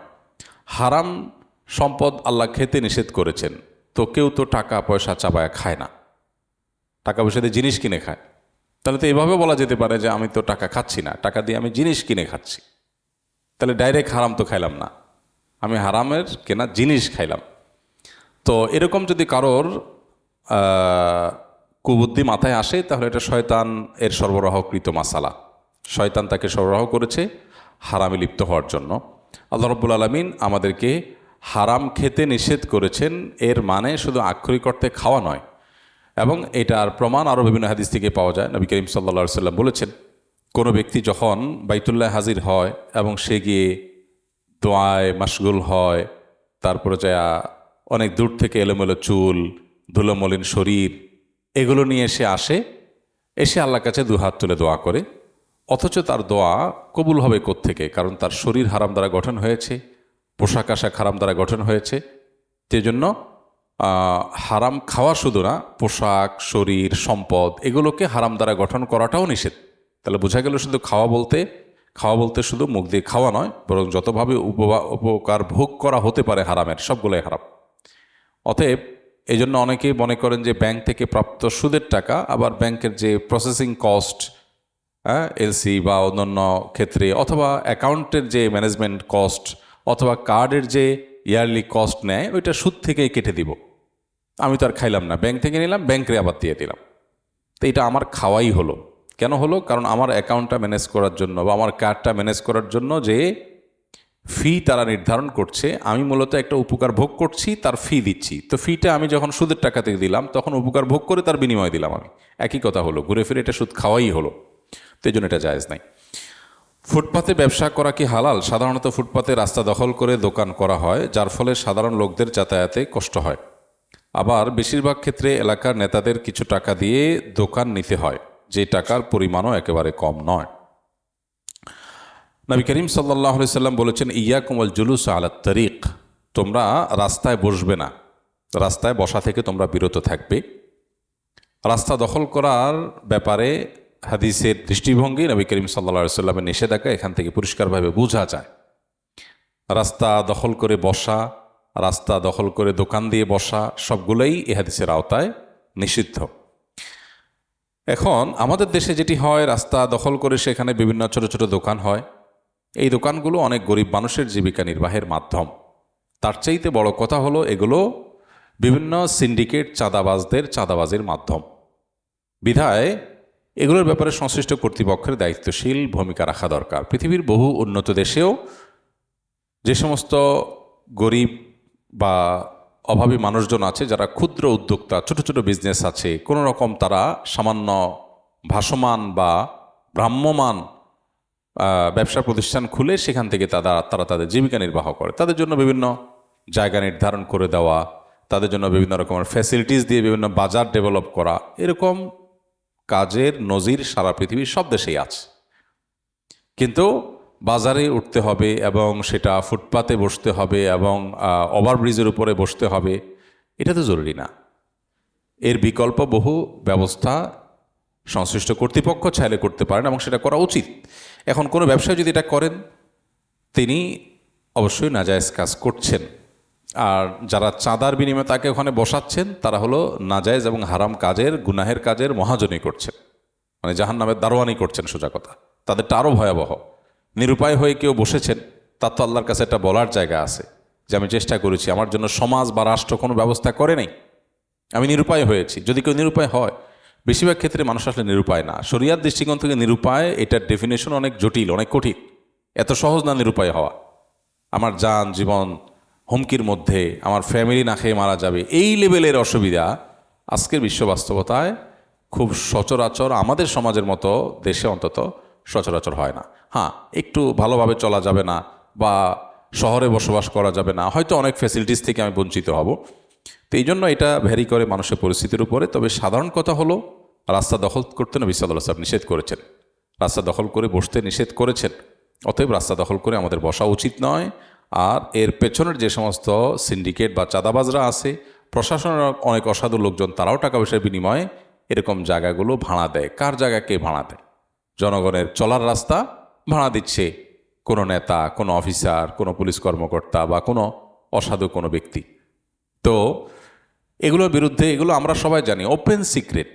এর চেয়ে নির্লজ্জ বাস্তবতা আর কি আছে যে সবাই জানে, দেখে যে এটার পিছনে একটা মেকানিজম আছে, একটা সিন্ডিকেট আছে, কিন্তু তারা কিভাবে ধরা ছোঁয়ার বাইরে থাকে, কিভাবে তারা আইনের আওতার বাইরে থাকে। আবার সেই সমাজে আইনের শাসনের কথা আমাদের পলিটিশিয়ান, আমাদের দায়িত্বশীল পর্যায়ে মানুষদের মুখে কিভাবে মানায়, আমার বুঝে আসে না। তো এই জন্য এই বিষয়গুলো সর্বোচ্চ আপনার গুরুত্বের সাথে তদারকি করা দরকার এবং সুরাহা করা দরকার। কারণ এর সাথে মানুষের স্বার্থ যেমন জড়িত, ঠিক একইভাবে এর সাথে আমাদের শহরগুলোর যানজট নিরসন, অনেক কিছুর সম্পর্কের সাথে জড়িত। বিধায় এই বিষয়গুলোকে আশা করব তারা সঠিকভাবে দেখবেন, বিবেচনা করবেন। তবে কেউ যদি সেখানে বসে কেনাবেচা করেন, অভাবে পড়ে, তাড়নায় পড়ে, তারও উচিত বিকল্প কোনো ব্যবস্থা দ্রুততার সাথে করে ফেলা। ঠিক আছে, এখন এই মুহূর্তে আমার আর কোনো উপায় নাই, দেখে আমি বসেছি, কিন্তু আমি যুগের পরে যুগ, বছর পরে যুগ বছর ফুটপাত দখল করে, তারপরে আপনার ব্রিজের এক অংশ দখল করে ব্যবসা করব, এটা কোনো মুসলমানের জন্য আদর্শ ব্যবসা হতে পারে না। যদিও এই মাসালা বলতে কষ্ট হচ্ছে আমার, কারণ এটা তো আমাদের কষ্টে থাকা মানুষজন, গরিব মানুষজনের ব্যাপার। যারা বড় লোক, তারা এর চাইতে বড় আরও জঘন্য বিষয়গুলো অনবরত করছে। আমাদের হয়তো ক্ষুদ্র ব্যবসায়ী ভাইরা মনে করবেন, হুজুর আমরা একটু ছোট্ট একটা জায়গা নিয়ে বসছি, পার্মানেন্টভাবে বসি নাই, উঠে যাচ্ছি, আর সরকারি জমি দখল, বেসরকারি জমি দখল করে মাস্তানি, মাতবরি এগুলো করে গোটা দেশ দখল করে, ব্যাংক দখল করে খেয়ে ফেলতেছে, সেগুলো নিয়ে আপনারা কিছু বলেন না? সেগুলো নিয়েও বলি, কেউ ছোট অপরাধ করছে, কেউ বড় অপরাধ করছে, সবাই অপরাধী। আল্লাহ তাআলা আমাদেরকে সবাইকেই হারাম থেকে, গুনাহ থেকে বেঁচে থাকার তৌফিক দান করুন। যে বড় গুনাহ করছে তার দায় সে নিবে, তার দায়িত্ব সে ভোগ করবে, আমারটার জন্য আমাকে দায়ী হতে হবে। সো আমি আরও জনটার দিকে তাকাবো না, বরং সবাইকেই আল্লাহর কাছে জবাব দিয়ে তার জায়গাটা ক্লিয়ার করা দরকার। কে কি বললো এটাতে কিছু আসা যায় না। আমি কিয়ামতের দিন ধরা খাবো কিনা, আল্লাহর কাছে আমি পাকড়াও হবো কিনা, সেটা হলো মূল বিষয়। কেউ যদি বড় অপরাধ করে, সে বড় ধরনের পাকড়াও হবে, অতএব তারটা সে বুঝবে। আমি আমার আখিরাতের চিন্তা করবো ইনশাআল্লাহ। আমার বাবাকে অনেকবার বুঝিয়েছি যে জুয়া না খেলার জন্য, কোরআন শরীফ দিয়ে ওয়াদা করিয়েছি, কিন্তু তিনি তারপর জুয়া খেলেন না। আমি মোটরসাইকেল স্কিলে বর্তমানে ভর্তি আছি, আমার ছেলে হিসাবে কি করণীয় বলবেন? বাবা জুয়া খেলেন, সন্তান হিসাবে বাবাকে নিবৃত্ত রাখার জন্য যত রকমের বোঝানোর হতে পারে, সব ধরনের বোঝানোর পাশাপাশি প্রেশারও দেওয়া যেতে পারে। রাস্তা, যেমন টাকার রাস্তা বন্ধ করে দেওয়া, তার কাছে টাকা না দেওয়া। কারণ আল্লাহ তাআলা কোরআনে কারিমে বলেছেন, ওয়ালা তুতুস সুফাহা আমওয়ালাকুম, তোমাদের সম্পদ নির্বোধদেরকে দিবা না, যাদেরকে দিলে তারা বিপথে নষ্ট করবে। যদিও এটা সন্তানদের ক্ষেত্রেই প্রযোজ্য সাধারণত, কিন্তু এমনও যদি হয় যে বাবা এমন, মা এমন যে তাকে টাকা দিলে তিনি মাদক কিনে খাবেন, সেবন করবেন, অথবা জুয়ায় সেটা লাগাবেন, তাহলে সে মা বাবাকে টাকা না দিয়ে তাদের চলার জন্য যা দরকার সেই জিনিসগুলো দেওয়া যেতে পারে। কারণ ক্যাশ টাকা তো আর চাবাই খাবে না, যেটা দরকার সেটা প্রোভাইড করতে হবে, অর্থাৎ জুয়ার রাস্তাটা বন্ধ করতে হবে। আমাদের এদেশে দিন দিন জুয়ার ভয়াবহতা এমন রূপ পরিগ্রহ করছে যে এইভাবে যদি চলতে থাকে তাহলে এই সমাজ ধ্বংস হওয়ার জন্য আর বেশি কিছু লাগবে না। আল্লাহ রাব্বুল আলামিন কোরআনে কারিমে কয়েকটা জিনিসকে শয়তানের বিশেষ শয়তানি কর্মকাণ্ডের অন্তর্ভুক্ত করেছেন, তার ভিতরে একটা হলো জুয়া। ইন্নামাল খামরু ওয়াল মাইসিরু ওয়াল আনসাবু ওয়াল আজলামু রিজসুম মিন আমালিশ শাইতানি ফাজতানিবু। মাদক, জুয়া এগুলো শয়তানি কর্মকাণ্ড, এগুলো থেকে আল্লাহ তাআলা বিশেষভাবে বেঁচে থাকতে বলেছেন। আমাদের দেশে গত কয়েক বছর আগে ক্যাসিনো কাণ্ডে কত মানুষ রাস্তায় বসে গেছে আমরা জানি। বহু মানুষ চরম দুরবস্থার মধ্যে পড়েছে, বহু লাখপতি কোটিপতি রাস্তার ভিখারি হয়ে গেছে। এরকম ভয়াবহ অবস্থা আমাদের দেশে হয়েছে এবং আমরা দেখেছি সেটা। এরপরেও জুয়ার এই চক্র বন্ধের কোনো চেষ্টা বিশেষভাবে লক্ষ্য করা যাচ্ছে না, অথচ উল্টাটা হচ্ছে। আমরা এর আগেও বলেছি, বিশেষ করে বিভিন্ন খেলাধুলার উপরে ভর করে, ক্রিকেট হোক ফুটবল হোক, এগুলোকে ঘিরে যে আসর হয়, বিভিন্ন আসর এবং টুর্নামেন্টকে ঘিরে যে পরিমাণ জুয়া আমাদের দেশে বিস্তার লাভ করছে, একজন সামান্য সচেতন মানুষেরও কপালে ভাঁজ পড়ার কথা। অনেক টেলিভিশন চ্যানেল নিয়মতান্ত্রিকভাবে রেজিস্ট্রেশন নিয়ে গভর্নমেন্ট থেকে যারা সম্প্রচার কার্যক্রম করছে, তারা পর্যন্ত খেলাধুলার ফাঁকে ফাঁকে জুয়ার অ্যাডভার্টাইজ দিচ্ছেন। এবং আমাদের দেশে অ্যাডসেন্সের মাধ্যমে যারা বিভিন্ন উপার্জন করছেন, তাদের ভিডিওতে কন্টেন্টের মধ্যে এই সমস্ত জুয়ার বিভিন্ন সাইটগুলার, অ্যাপগুলোর অ্যাডভার্টাইজ দেধারসে দেওয়া হচ্ছে, যেন দেখার কেউ নেই। ঠিক একইভাবে বিশ্বকাপ ফুটবলকে ঘিরে গ্রামে গঞ্জে বড় বড় মনিটরে খেলা দেখার যে কালচার আমাদের সমাজে ডেভেলপ হয়েছে, আমরা লক্ষ্য করেছি যে এই কালচারের পেছনেও অনেক এলাকাতে পরিষ্কারভাবে জুয়া জড়িয়ে আছে। দেখা যাচ্ছে বড় স্ক্রিনে খেলা দেখছে, হয়তো কিছু লোক খেলাই দেখছে, কিন্তু একটা অংশ ওই খেলা দেখছে যারা, তাদের মধ্যে তারা আসলে জুয়া খেলছে, বাজি ধরছে, কোন দল জিতবে হারবে, এটার উপর ভিত্তি করে কেউ রাস্তার ভিখারি হয়ে যাচ্ছে, কেউ মা বাবার সম্পদ চুরি করে এনে জুয়া খেলছে, কোনো ছাত্রের ছাত্র জীবন শেষ হয়ে যাচ্ছে। তো এই জুয়ার এই চক্র, এটার ব্যাপারে আল্লাহ তাআলা কেন এত কঠোর নিষেধাজ্ঞা আরোপ করেছেন? কারণ আল্লাহ জানেন সৃষ্টিকর্তা হিসাবে এটা আমাদের ধ্বংস ডেকে নিয়ে আসবে, রাস্তার ভিখারি করে দিবে, মানুষকে ডিপ্রেসড করে দিবে। পৃথিবীতে মানুষ আত্মহত্যা যেসব কারণে করে, এর ভিতরে একটা কারণ হলো জুয়া। ইসলাম মানুষকে শর্টকাট বা সস্তা সংক্ষিপ্ত কোনো রুটে বড়লোক হওয়ার পথ বলে না। ইসলাম বলে পরিশ্রম করো, চেষ্টা করো, সাধনা করো, আল্লাহর কাছে দোয়া করো, এরপর আল্লাহ যা বরাদ্দে রাখবেন হাসি মুখে সেটাকে মেনে নাও। এটাই হলো দিন, এটাই তোমার সুখের সাথে থাকার মূল মন্ত্র, এটাই তোমার আখিরাত ডেভেলপ করার মূল মন্ত্র। এখন আমাদের দেশে যত সস্তা চটকদার বিজ্ঞাপন হয়, আমাদের নামে বিভিন্ন রকমের প্রতারণা, আসুন্নাহ ফাউন্ডেশনের নামে আমার ছবি এবং এআই ভিডিও ব্যবহার করে বিভিন্ন রকম প্রতারণা হয়, আপনারা জানেন। পুলিশ অনেককে গ্রেপ্তারও করেছে, ইতিমধ্যে অনেকে জেলে আছে, পুলিশ হেফাজতে আছে, অনেকের বিরুদ্ধে মামলা চলমান আছে। তো কিভাবে মানুষ এগুলো বিশ্বাস করে আল্লাহ ভালো জানে। খুব সহজে যে ভাই মাত্র 1000 টাকা ইনভেস্ট করবেন এবং আপনি অল্প সময়ের মধ্যে 5000 টাকা ব্যাক পাবেন, এত সহজ দুনিয়া, এত সস্তা দুনিয়া। কেন আপনি এত সস্তায় এত সহজে বড়লোক হওয়ার চিন্তা করতেছেন কেন? একটু পরিশ্রম করেন, একটু খাটাখাটনি করেন, খাটাখাটনি করতে রাজি না। তো জুয়া হলো সেই রকম জিনিস যেটা আর্থসামাজিক উন্নতির পিছনে কোনো ভূমিকা নাই, মানুষকে ধ্বংস ডেকে আনে। এই জন্য আল্লাহ তাআলা এটাকে হারাম করেছেন। আমাদের উচিত এটা থেকে বেঁচে থাকা। এখন কারোর বাবা যদি এটাতে আক্রান্ত হয়, কারোর ভাই যদি আক্রান্ত হয়, তাদের বিরুদ্ধে যদি অর্থকড়ি বন্ধ করে দেওয়া হয়, তাতে তারা মনোকষ্টও পায়, তাতে কোনো গুনাহ হবে না সন্তান হিসাবে, সেটুকু করতে হবে। আর যদি আমার হাতে নিয়ন্ত্রণ না থাকে, বরং তার টাকা দিয়ে সে জুয়া খেলে, তাহলে সেক্ষেত্রে মুরব্বিদেরকে দিয়ে বোঝানো, বিভিন্নভাবে চাপ তৈরি করা, পারিবারিকভাবে সামাজিকভাবে, এটা সন্তান হিসাবে আমরা করব। এরপরে যদি তাকে নিয়ন্ত্রণ করা না যায়, তার দায়ভার আল্লাহর উপরে ছেড়ে দেবো আমরা ইনশাআল্লাহ। আমার প্রশ্ন হলো, মুসলমান হয়েও কি কেউ অন্য ধর্ম নিয়ে গবেষণা করতে পারে? মুসলমান হওয়ার পর যদি অন্য কোনো ধর্ম নিয়ে কেউ গবেষণা করতে চায়, সেটা করতে পারে, নির্ভর করে তার উদ্দেশ্য কি এবং সেটার জন্য সে উপযুক্ত ব্যক্তি কি না। কারণ কেউ যদি সাপ ধরে, বিষাক্ত সাপ ধরে তার বিষ দিয়ে মেডিসিন তৈরি করতে চায় বা কোনো উপকারী কিছু করতে চায়, তাহলে তো এ বিষয়ে তাকে এক্সপার্ট হতে হবে, না হলে সে ভালো কিছু করার উদ্দেশ্যে করতে গেলেও উল্টা বরং বলে সে নিজেই শেষ হয়ে যাবে। ঠিক একইভাবে একটা ছোট বাচ্চা যদি ছুরি দিয়ে কিছু কাটতে চায়, তো ছুরি দিয়ে কিছু কাটার আগে তার হাতই কেটে ফেলতে পারে। এই জন্য একজন মুসলমান অন্য ধর্ম সম্পর্কে পড়াশোনা করবেন, গবেষণা করবেন, কম্পারেটিভ রিলিজনের উপরে পড়াশোনা করবেন। এটার উপরে প্রথম শর্ত হলো তার নিয়তটাকে। তার নিয়ত যদি হয় ইসলামের শ্রেষ্ঠত্ব এটাকে প্রমাণ করা, দাওয়ার জন্য সেটা করে, তাহলে ঠিক আছে। আবার আরেকটা শর্ত হলো যে তার মধ্যে যদি সেই ক্যাপাসিটি থাকে যে তার দ্বীন, ঈমান, আকীদা এগুলো অত্যন্ত শক্তিশালী ফাউন্ডেশনের উপরে ভিত গড়ে উঠেছে।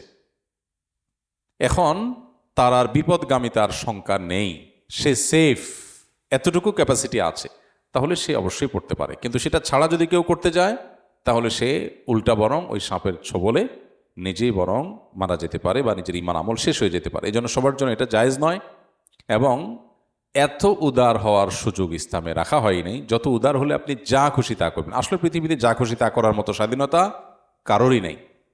এটা মিথ্যা কথা যে অমুক ইজমে অমুক মতবাদে মানুষের এই স্বাধীনতা দেওয়া আছে, ওই স্বাধীনতা দেওয়া আছে, বা পূর্ণ স্বাধীনতা দেওয়া আছে। পরিপূর্ণ বা শতভাগ স্বাধীন বলতে কিচ্ছু নেই। প্রত্যেকটা মানুষ নিয়ন্ত্রিত, কোনো দেশের সংবিধান দ্বারা নিয়ন্ত্রিত, বিচার বিভাগ দ্বারা নিয়ন্ত্রিত, আইন দ্বারা নিয়ন্ত্রিত, কেউ আল্লাহ তাআলার আদেশ নিষেধ দ্বারা নিয়ন্ত্রিত। সবাই নিয়ন্ত্রিত। নিয়ন্ত্রণের বাইরে পৃথিবীতে কোনো মানুষ নেই। মানুষ যা খুশি তা করবে, এরকম কোনো সিস্টেম পৃথিবীর কোনো সমাজে কোনো মানুষের জন্যই নেই। এখন কেউ নিয়ন্ত্রিত মানুষের প্রচলিত আইন সংবিধান দ্বারা, আর কেউ নিয়ন্ত্রিত আল্লাহ রাব্বুল আলামিনের আদেশ নিষেধ দ্বারা। পার্থক্য এতটুকু, সবাই গোলাম। কেউ আল্লাহর গোলামের গোলাম, কেউ সৃষ্টিকর্তার গোলাম, আর কেউ সৃষ্টিকর্তার গোলামদের গোলাম। পার্থক্য এটা, কে কোনটা চুজ করবে তার ব্যাপার। তো এই জন্য আমাদের অতি উদারতার সুযোগ নেই, বরং আমার দিন ইমান যদি মজবুত হয়ে যায়, তারপর আমি অন্য বিষয়ে জানতে পারি, অন্যদের ধর্ম সম্পর্কে জানতে পারি, এবং সেটার ফলে আমার ইমান আরও মজবুত হবে, আমি মানুষকে দাওয়ার কাজে সেটা ব্যবহার করতে পারবো, সেই জন্য ঠিক আছে। একজন মুসলিম হিসাবে আমি চাই আমার হস্তশিল্প রান্না যেন কেবল পেটের ক্ষুধা নিবারণ না করে, বরং রুহের খোরাক হয়। সম্প্রতি আমি আসন্না স্কিলের কুকিং অ্যান্ড ক্যাটারিং ম্যানেজমেন্ট কোর্সে ভর্তি হয়েছি, রান্নাকে ইবাদতে পরিণত করতে এবং রান্নাকৃত খাবার খেয়ে মানুষের হৃদয়ে যেন ইমানের শক্তি এবং আল্লাহর আনুগত্য বৃদ্ধি পায়। এই জন্য রান্নার সময় কী কী সুন্নাহ এবং জিকির আমল অনুসরণ করা উচিত। ভাই, রান্না রুহানি শক্তি যোগাবে এরকম কোনো বিশেষ দোয়া জিকির আমার জানা নেই। তবে আপনার উদ্দেশ্যটা সম্ভবত এরকম যে আপনি যে খাবার প্রস্তুত করবেন সেটা দিয়ে মানুষের শুধু ক্ষুধা নিবারণই হবে না, সেটা দিয়ে মানুষের স্বাস্থ্যগত, আধ্যাত্মিক এবং রুহানি যে শক্তি, স্পিরিচুয়াল যে শক্তি, সেটাও যেন বৃদ্ধি হয়। সেজন্য আপনি চেষ্টা করতে চান, কি করলে হবে? তো এটার উত্তরে বলতে চাই যে আল্লাহ রাব্বুল আলামিন আমাদের জন্য যা হালাল রেখেছেন, হালাল খাবার আল্লাহ আমাদেরকে খেতে বলেছেন, সেই সাথে আল্লাহ তাআলা আমাদেরকে একটা নির্দেশ করেছেন, সেটা হলো হালাল এর পাশাপাশি যেন আমরা তয়্যিব খাবার গ্রহণ করি। অনেক মুফাসসিরগণ বলেছেন তয়্যিব সাধারণ হালালকেই তয়্যিব বলা হয়েছে। তবে ইমাম কুরতুবী রহমতুল্লাহি আলাইহি, ইমাম ইবনে কাসির রাহিমাহুল্লাহ তার তাফসিরে, এবং ইমাম ইবনে আশুর আত-তাহরির ওয়া তানভীর নামক তার এই কোরআন কেন্দ্রিক তার এই কালজয়ী গ্রন্থে এই উভয় ইমাম, এই সকল ইমামগণ, আরও অনেক ইমামগণ লিখেছেন যে তয়্যিবের ব্যাখ্যা হলো মা লা ইয়াদুররুহু ফিদ দুনিয়া ওয়াল আখিরা, যেই খাবার মানুষের দুনিয়াও ক্ষতির কারণ হয় না, আখিরাতেও ক্ষতির কারণ হবে না। তাহলে হালালও হবে, আবার হেলদিও হবে। এই খাবার আল্লাহ আমাদেরকে খেতে নির্দেশ করেছেন। অতএব আপনি একজন কুকিং অ্যান্ড ক্যাটারিং ম্যানেজমেন্ট কোর্সের স্টুডেন্ট হিসাবে আমি আপনাকে বলবো, আল্লাহ আপনাকে যখন তৌফিক দিবেন, আপনি রান্নাবাড়া করবেন, মানুষের খাবারের ব্যবস্থা করবেন, লক্ষ্য রাখবেন খাবারটা যেন স্বাস্থ্যসম্মত হয়, পরিচ্ছন্ন হয়, মানুষ দেখেন আপনি কি করেন। মানুষ যখন আপনি কিচেনে রান্না করেন, তখন সবাই প্রতিটা মুহূর্তকে দেখতে পায় না। আল্লাহর ভয়টা তখন গুরুত্বপূর্ণ একটা ব্যাপার, যে আমি আল্লাহর ভয় যদি থাকে, তাহলে এটাকে পরিচ্ছন্ন করছি কিনা, পরিষ্কার করছি কিনা, স্বাস্থ্যসম্মত রাখছি কিনা, অস্বাস্থ্যকর কিছু দিচ্ছি কিনা, এটা গুরুত্বপূর্ণ। অস্বাস্থ্যকর কিছু যদি আমরা খাই, তাহলে আমরা ক্ষতিগ্রস্ত হব। আল মুমিনুল কবিয়্যু আহাব্বু ইলাল্লাহি মিনাল মুমিনিদ যায়ীফ, নবী সাল্লাল্লাহু আলাইহি ওয়াসাল্লাম বলেছেন, সবল মুমিন আল্লাহর কাছে দুর্বল মুমিনের চাইতে বেশি প্রিয়। খায়রুন ওয়া আহাব, দুর্বল মুমিনের চাইতে সবল মুমিন শ্রেষ্ঠ এবং প্রিয় বেশি আল্লাহর কাছে। এখানে ইমানের দিক থেকে সবল হওয়া যেমন আপনার লক্ষণীয় এবং উদ্দেশ্য, ঠিক একইভাবে শারীরিকভাবেও সমর্থবান থাকা উদ্দেশ্য। কারণ শারীরিকভাবে সমর্থন না হলে তো আমি দাঁড়িয়ে নামাজ পড়তে পারবো না, সঠিকভাবে রুকু সিজদা করতে পারবো না। হ্যাঁ, কেউ যদি নিজের কোনো ত্রুটি ছাড়াই আল্লাহ প্রদত্ত রোগ, আল্লাহ তাকে একটা অসুখ দিয়ে রেখেছেন, তার কথা ভিন্ন। সে আল্লাহর কাছে অপ্রিয় হওয়ার কোনো কারণ নেই, বরং সবর করার কারণে সে বহু সবল মানুষের চেয়ে বেশি প্রিয় হতে পারে আল্লাহর কাছে, সেটা ভিন্ন বিষয়। কিন্তু আমি উল্টাপাল্টা খাইলাম, খেয়ে অসুস্থ হয়ে গেলাম, ডায়াবেটিস বানালাম, বিভিন্ন রোগ আমার তৈরি হয়ে গেল, তো এটার জন্য আমি আল্লাহর কাছে অপ্রিয় থাকবো। কারণ আল্লাহ তাআলা ফিজিক্যালি আনফিট মানুষের তুলনায় যে ব্যক্তি সুস্থ সবল থাকার জন্য সচেষ্ট ছিল, প্রয়োজনীয় উদ্যোগ নিয়েছে এবং ফিট থেকেছে, সে আল্লাহর কাছে বেশি প্রিয়। কারণ তার ফিটনেস ইবাদতের জন্য কাজে লাগবে, তার ফিটনেস জিহাদের জন্য কাজে লাগবে। সো একজন ইমানদার সবল, সুস্থ, ফিট থাকার চেষ্টা করতে হবে। আপনি একজন শেফ হিসাবে আপনি চেষ্টা করবেন সেই জিনিসটা, যে মানুষ যে খাবার খাবে তা দিয়ে তার ক্ষুধা নিবারণ হবে, আবার ক্ষুধা নিবারণের পাশাপাশি যেন অস্বাস্থ্যকর না হয়, পেটে বুটবুট ফুটফুট না হয়, তার গ্যাস্ট্রিক না হয়, এই খাবারটা যেন ক্ষতিকর না হয়। আখিরাতে ক্ষতিকর হবে যদি হারাম হয়, আর দুনিয়াতে ক্ষতিকর হবে যদি অস্বাস্থ্যকর হয়। এই জন্য আল্লাহ আমাদেরকে নির্দেশ করেছেন আমরা সেই খাবার গ্রহণ করার চেষ্টা করব যে খাবারে দুনিয়াতেও ক্ষতির কারণ হবে না, আখিরাতেও ক্ষতির কারণ হবে না। আর সেই দিকটা বিবেচনা করে যদি আমরা ফুড গ্রহণ করি, ফুড ভ্যালুকে যদি আমরা এই দুইটা ক্রাইটেরিয়া বিবেচনা করি, তাহলে ইনশাআল্লাহ দুনিয়াও সুন্দর হবে, আখিরাতও সুন্দর হবে। আজ আমরা বিশেষ করে জাঙ্ক ফুডে এত বেশি আক্রান্ত, মানে জাঙ্ক ফুডের নেশা এত বেশি আক্রান্ত আমরা, যে আমাদের কাছে এখন বার্গার, পিৎজা, তারপরে সমোসা, চানাচুর, তারপরে যা আছে এগুলো আমাদের সবচেয়ে প্রিয়। আমাদের পোলাপানের কাছে সবচেয়ে প্রিয়। পোলাপানে এখন কাঁঠাল খাইতে চায় না, আম খেতে চায় না, বার্গার খেতে চায়। রুচি কি ভালো হয়েছে না নষ্ট হয়েছে? নষ্ট হয়ে গেছে। সে মনে করতেছে সে স্মার্ট হয়েছে। অনেক বাবা মা আবার গর্ব করে বলে, না না আমটা আমি সব খায় না, আমার বাচ্চা বার্গার খায়, বার্গার খায়। মানে ওনার বাচ্চা অনেকে স্মার্ট আর কি। ওনার বাচ্চা যে অসুস্থ, ও বাচ্চার যে সোদবোধ নাই, সেন্স নাই, এটা উনি বুঝেনি না, যে ফুড ভ্যালু বিবেচনা করতে পারে না, কোন খাবার তার জন্য ভালো সেটা বুঝতেছে না, খেয়ে ধ্বংস হচ্ছে আর গ্যাস্ট্রিকের ওষুধ খাচ্ছে, আর আমরা একের পর এক ধ্বংস হচ্ছি। আমাদের খাদ্য শেষ হয়ে যাচ্ছে, পুরা সাপ্লাই চেইন পুরাটাই বরবাদ হয়ে গেছে। আজকেই দেখতেছিলাম যে আমাদের দেশে প্রতি বছর শুধু কেমিক্যাল আমদানি করা হয় $6 বিলিয়ন, 72 থেকে 75,000 কোটি টাকার, 72 থেকে 75,000 কোটি টাকার কেমিক্যাল বাংলাদেশে প্রতি বছর আমদানি করা হয়। এবং ডেইলি স্টার বলতেছে এটা প্রতি বছর ইয়ারলি 10 থেকে 15% বাড়তেছে। অর্থাৎ এটা অচিরেই 6 থেকে 8 বিলিয়ন US ডলারের দিকে চলে যাচ্ছে। এই কেমিক্যাল এনে আমরা খেতে দিচ্ছি। এটা শুধু খেতেই ব্যবহার হয় তা না, এটা টেক্সটাইলে ব্যবহার হয়, বিভিন্ন ক্ষেত্রে ব্যবহার হয়। কিন্তু বিশেষ করে আমাদের খেতে খামারে যে কীটনাশক দেওয়া হয়, কৃষকরা এখন 15 বার 17 বার থেকে কেউ কেউ 20-30 বার পর্যন্ত আপনার কীটনাশক স্প্রে করে। মাটিতে যে পরিমাণ আমরা আপনার কি বলে এটাকে, এই কেমিক্যাল আমরা যে পরিমাণ দিচ্ছি, তাতে শুধু মাটি শেষ হচ্ছে না, যে পানি আমাদের আছে সমাজে, মাটির নিচে পানি সব সহ শেষ হয়ে যাচ্ছে। ঘরে ঘরে ক্যান্সারের রোগী, এত ক্যান্সারের রোগী আগে তো ছিল না। আমাদের ফ্যামিলিতে আমার বাপ চাচাদের কথা যদি বলি, আমার বাবা ক্যান্সারে মারা গেছে, চাচারা অনেকজন ক্যান্সারে মারা গেছে, একটা ফ্যামিলিতে কয়েকজন। পুরো গ্রামে গেলে কয়েকজন ক্যান্সারের রোগী এসে দাঁড়ায় সহযোগিতার জন্য।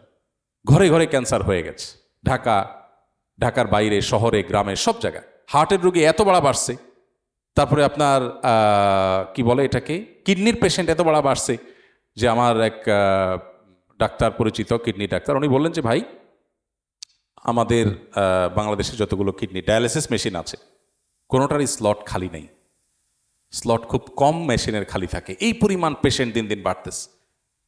তো এই বিষয়গুলো দেখার যেন কোনো লোক নাই। গোটা দেশের সমস্ত মাটি পানি সবগুলোকে বিষাক্ত করে ধ্বংস করে সে বিষে আমরা নিজেদেরকে শেষ করে ফেলবো। এই জন্য যেন আমরা সবাই ঐক্যবদ্ধ হয়েছি। আল্লাহ তাআলা আমাদেরকে হেফাজত করুন। আল্লাহর সৃষ্টি এবং প্রকৃতিকে ধ্বংস করার এই নীল নকশা, এটা বিরুদ্ধে আমাদের প্রত্যেকটা মানুষের কাজ করা দরকার, দাঁড়ানো দরকার। তো এই জন্য আপনি একজন শেফ হিসাবে যেহেতু নাসিহা চেয়েছেন, আপনার প্রতি নাসিহা হলো মানুষকে স্বাস্থ্যসম্মত, নিরাপদ, ভালো খাবার খাওয়ানোর চেষ্টা করবেন, যেটা তার দুনিয়া আখিরাত উভয়টাকে ভালো করবে। এটা যদি করেন তাহলে তার রুহানিয়াত, তার ইমানের শক্তি বৃদ্ধি পাবে, আবার শারীরিক শক্তিও বৃদ্ধি পাবে। ভেজাল যখন খাবে, যত বেশি ভেজাল খাবে মানসিকভাবে সে ভেজাল মানসিকতার ধারক হয়ে উঠবে।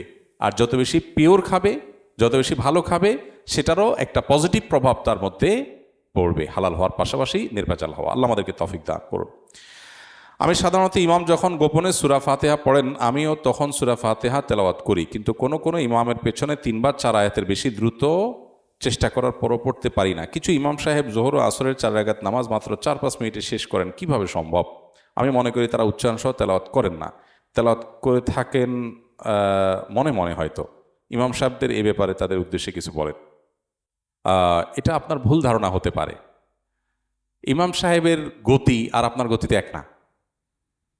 আপনি যে গতিতে তেলাওয়াত করতে পারেন, ইমাম সাহেবের গতি তার চাইতে অনেক বেশি। ইমাম সাহেবের অনেক গতিতে তেলাওয়াত প্রশংসনীয় না, সেটা ঠিক আছে, কিন্তু আপনি যে ধারণা করতেছেন, দেখেন শয়তান মানুষকে নেক্সুরতে খুবভাবে ধোকা দেয় যে আমি খুব সুন্দর করে তেলাওয়াত করি, এটা কমবক্ত এত তাড়াতাড়ি তেলাওয়াত করে, তাহলে আমার ভালো কাজটা বরবাদ হয়ে গেল, কারণ আমি একজনের প্রতি কুধারণা করলাম। হতে পারে তিনি যেতে হাফেজ মানুষ, আলেম মানুষ, তার স্পিড, তিনি সূরা ফাতিহা জীবনে যতবার পড়ছে, আমি তো এতবার পড়ি নাই, তার স্পিড তো অনেক বেশি। একজন কেশিয়ার যত দ্রুত টাকা গুনতে পারে, আমি তো এত দ্রুত টাকা গুনতে পারবো না। এর মানে কি আমি বলবো যে না বেটা মানে আন্দাজ আন্দাজে টানতেছে? আমি কি বলবো আরে ভাই সে আমার চাইতে এক্সপার্ট, সেজন্য সে বেশি করতেছে? নামাজের ক্ষেত্রে অবশ্য টাকা গোনার মতো, টাকা গোনা যত দ্রুত গণে তত বেশি প্রশংসার জিনিস হলেও নামাজে যত দ্রুত হয় তত প্রশংসনীয় নয়। সব কিছুতে গতি ভালো নয়, বরং নামাজের মধ্যে যত ধীরস্থিরতা হবে, যত আস্তে আস্তে হবে, তত বেশি প্রশংসনীয়। এই জন্য ইমাম সাহেবের পরে আপনার কুধারণা রাখা উচিত না। আর 4-5 মিনিটের ভিতরে ফরজ নামাজ পড়া সম্ভব, সকল ফরজ আদায় করে ফরজ আদায় হয়ে যাবে, যদিও সেটা প্রশংসনীয় নয়। প্রশংসনীয় হলো কি করা? খুব ধীরে ধীরে, খুব সময় নিয়ে, খুব মহব্বতের সাথে আদায় করা। তবে হ্যাঁ, ইমামতি যখন করবে মানুষ, নবী সাল্লাল্লাহু আলাইহি ওয়াসাল্লামের নির্দেশনা হলো সল্লি মাহুম সলাতা আদআফিহিম, সবচেয়ে দুর্বল মানুষটার কথা চিন্তা করে নামাজ পড়াতে হবে। সাহাবীদের মধ্যে একবার এক সাহাবীকে রাসূল আকরাম সাল্লাল্লাহু আলাইহি ওয়াসাল্লাম কোথাও ইমাম হিসেবে নিযুক্ত করেছেন। উনি লম্বা লম্বা কেরাত ধরেন, এত লম্বা সময় ধরে নামাজ পড়েন যে মুসল্লিদের, মুক্তাদিদের অবস্থা খারাপ। তারা এসে নালিশ করেছেন রাসূল আকরাম সাল্লাল্লাহু আলাইহি ওয়াসাল্লামকে, ইয়া রাসূলুল্লাহ, আপনি অমুকরে ইমাম দিয়েছেন, তার নামাজ এত লম্বা, আমাদের অসুবিধা হয়ে যায়।